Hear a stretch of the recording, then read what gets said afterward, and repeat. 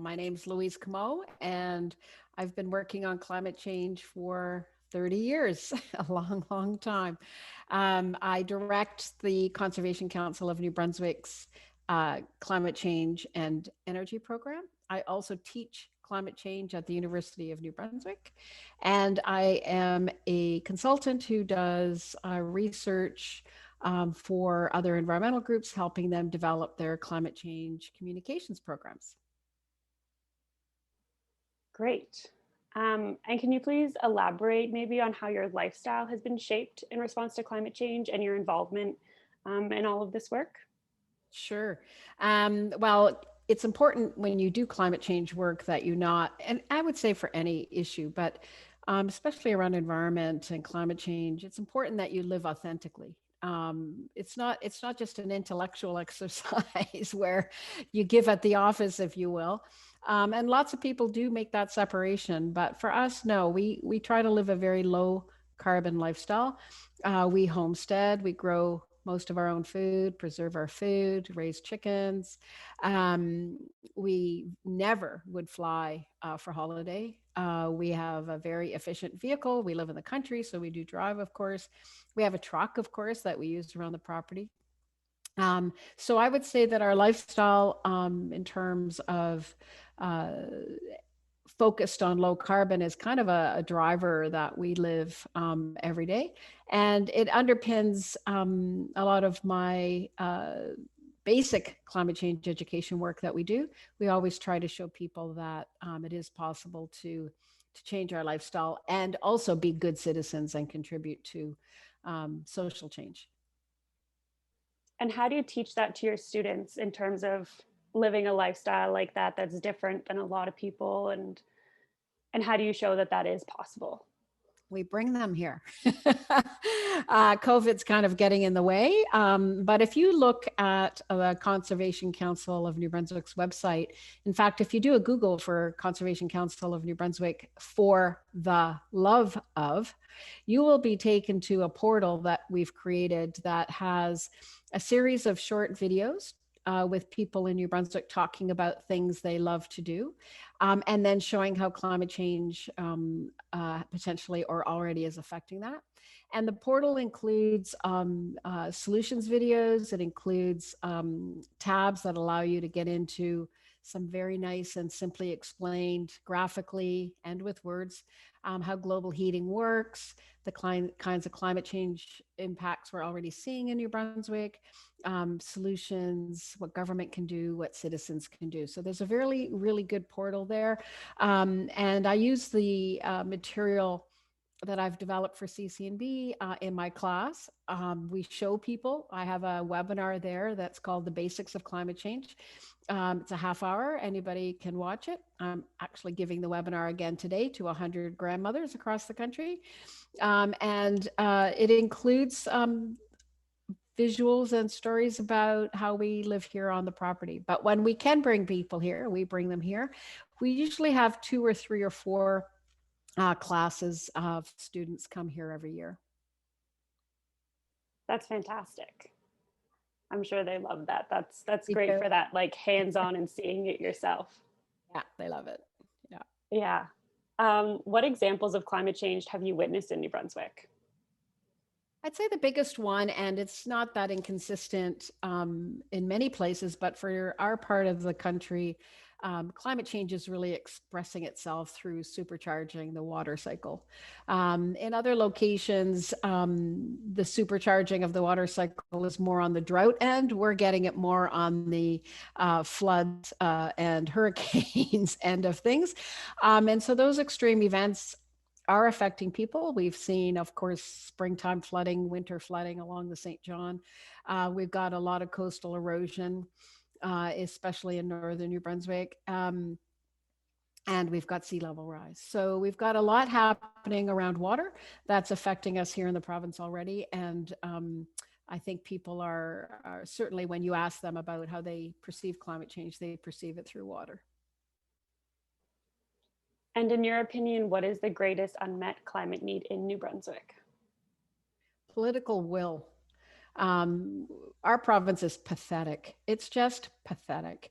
We have an interesting dilemma. The province has developed in the past a very good climate plan that, if it were implemented, we would actually begin to transform our economy here.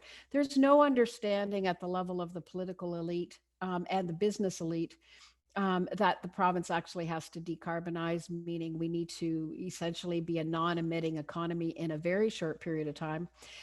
New Brunswick is a resistor of all policy to transform. They resist and campaign against federal policies that are designed to reach our Paris goals.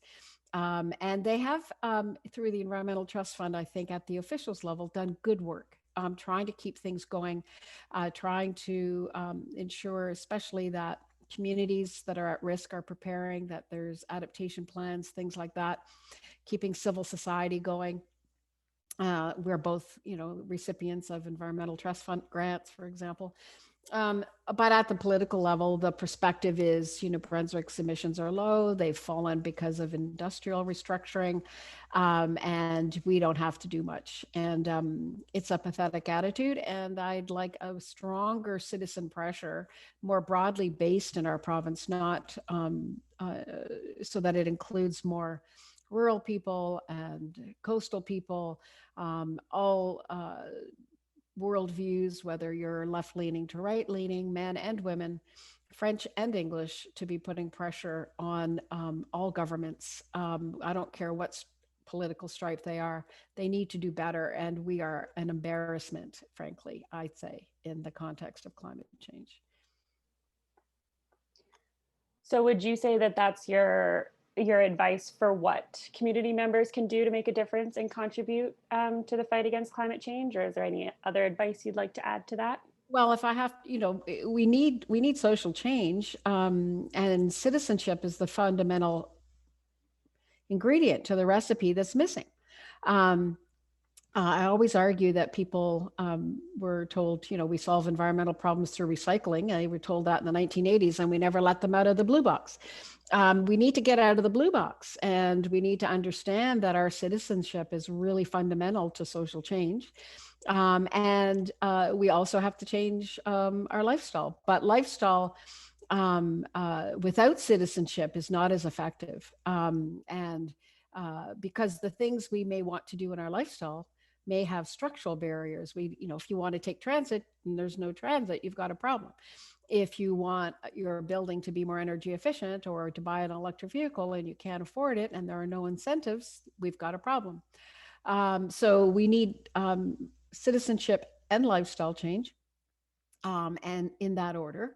And we need to also appreciate that consumers and households have a lot of power. If you look at when you think about it on a consumption basis, greenhouse gas emissions come from, often we'll think, oh, it's the electricity sector, or it's, transportation, or the oil and gas sector, but they are all producing products that we consume. And so at a household level, if you just look at direct emissions, our heating, our cooling, our electricity use, emissions are maybe 20%, like at the household level. But if you take in all the things we consume, it's about 40%. And if you add flying, it's higher than that. So we have a big influence on Canada's greenhouse gas emissions. And so lifestyle matters, but citizenship is fundamental if we're going to achieve essentially zero emitting country, zero emitting households, zero emitting communities. And so as a whole, what steps should New Brunswick citizens start to take to make a difference, to work towards that?